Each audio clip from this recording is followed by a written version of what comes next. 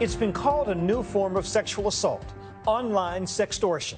What's driving this insidious and growing threat? Tonight we hear from the victims, young, vulnerable, and exposed. Here's ABC's Lindsay Davis.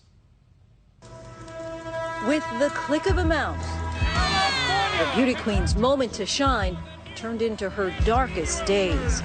I was halfway through my reign as Miss California when I found out that I had a stalker. But this wasn't just any stalker.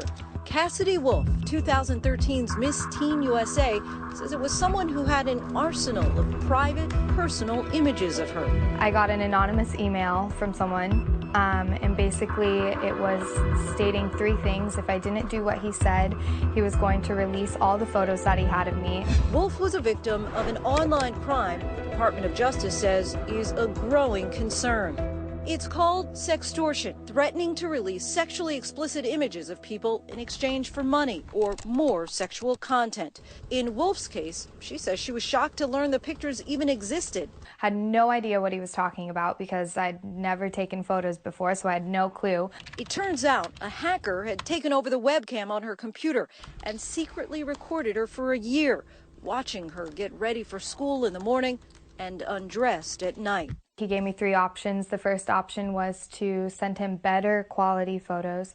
The second option was to Snapchat him, and the third option was to Skype him for 5 minutes and do whatever he said. And if I didn't do any of that, then he would continuously blackmail me, which he did do consistently every single day. I would receive 30 emails a day of him just harassing me, asking for more. Cassidy's online manipulation lasted for several months until finally her cyber-peeping Tom Jared James Abrahams turned himself into the FBI and was sentenced to 18 months in prison. And the biggest surprise for Wolf, it was someone she knew. The whole entire time that I was receiving emails from this guy, I pictured some creepy guy living in a basement halfway across the world. But then I came to find out that it was someone that I went to high school with, that lived in my hometown. But in many sextortion cases, the blackmailer is anonymous, as students at George Mason University discovered this week. So to hear that there were not one but two more cases was really disturbing. An email from university officials sounded the alarm that unknown suspects gained the trust of two students over the internet, enticing them to broadcast sexual acts over their webcams. Once they did, the suspects recorded those videos and later threatened to post them on the internet if they didn't pay $5,000. This is calculated, cold-hearted, malicious sadism. It's something the Department of Justice says is becoming all too common, calling it a significant and global threat, especially when it comes to children. In fact, the vast majority of sextortion victims are female and minors. Why do the victims fall for this? Victims are in their young teens. They're experimenting. Suddenly there's this person who's giving you all this wonderful validation, and that's the perfect storm for an offender to take advantage.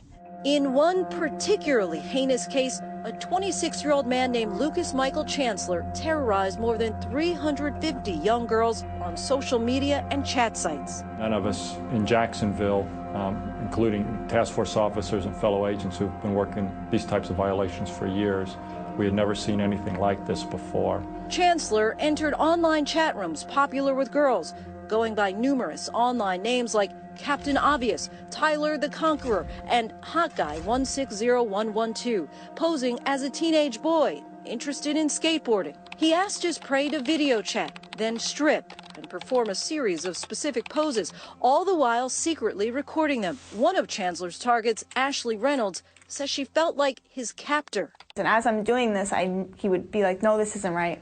This one's blurry, or you didn't do this right. You weren't doing it right. You got to do it again."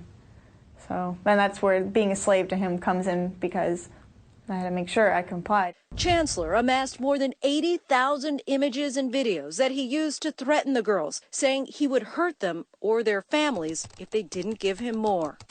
He meticulously labeled his files, marking them done when he was satisfied with his blackmailing. Next to the victim's name, he'd have little notes to himself, like, I remember one was, "We'll try again." Another was, he had a note, "On Facebook now." Samantha Chonsky was just 13 years old when she and a friend encountered Chancellor online. He was in one of our chat rooms while me and my friend were chatting with people we thought were our age, asked us to flash our breasts, and for 2 seconds he was able to snap a picture.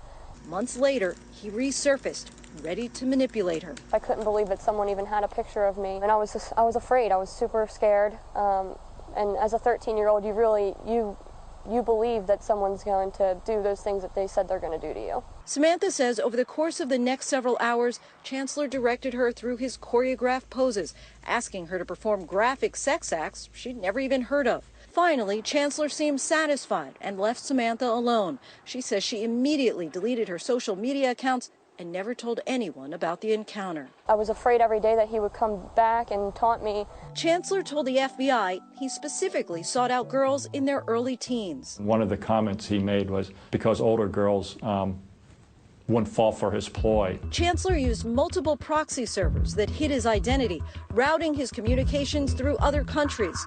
That's how some sextortionists get away with it, according to attorney Carrie Goldberg. Local law enforcers don't know what to do. They don't know how to de-anonymize somebody who's acting out on the internet. They don't want to prosecute or worry about offenders who might be on the other side of the world, which happens with these types of internet crimes. Chancellor was finally prosecuted in 2014 and sentenced to 105 years in federal prison. But the FBI says only about a third of his victims have been identified, and they're encouraging more to come forward. Samantha Chonsky says she's glad to see him put away. It was really overwhelming at first, but it felt really good to kind of confront the guy who caused me so much pain and suffering. Chonsky says even though she knows she's safe from Chancellor, the experience has left her changed forever. I became suicidal. I've attempted suicide. And